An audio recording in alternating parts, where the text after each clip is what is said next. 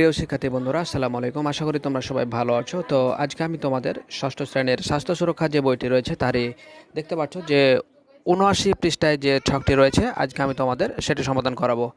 তো দেখতে পাচ্ছ এখানে তোমাদের বলেছে যে আমি দিয়ে এখানে প্রশ্ন করেছে যে আমার কী গুণ বা ভালো বৈশিষ্ট্য আছে, এবং ডান দিকে বলেছে যে কোন গুণ ও ইতিবাচক বৈশিষ্ট্যগুলো আমি অর্জন করতে চাই। তো চলো যাই, আমরা আর কথা না বলে আমরা ছকটি সমাধান করি।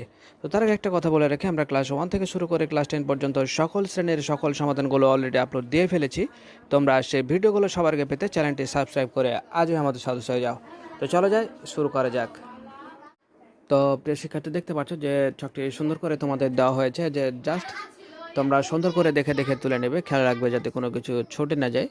তো দেখতে পাচ্ছ যে প্রথমকার যে প্রশ্ন সেটি ছিল আমি সবসময় সত্য কথা বলি, মিথ্যা এড়িয়ে চলি। এরপরে ডান দিকে যেটি ছিল যে কোন গুণ ওই ইতিবাচক বৈশিষ্ট্যগুলো আমি অর্জন করতে চাই, দেখতে পাচ্ছ যে সবসময় সৎ পথে চলতে চাই।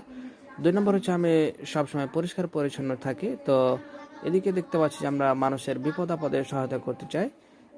এদিকে আমরা বাম দিকে দেখতে পাচ্ছি আমি বড়দের সম্মান করি এবং ছোটদের স্নেহ করি।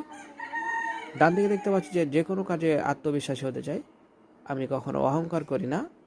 ডান দিকে দেখতে পাচ্ছি নিজের প্রতি যত্নশীল হতে চাই এবং সবসময় হাসি খুশি থাকতে চাই। 5 নম্বর আমরা দেখতে পাচ্ছি আমি সকলের সাথে শ্রদ্ধাশীল আচরণ করি, আমি বন্ধুপরায়ণ হতে চাই।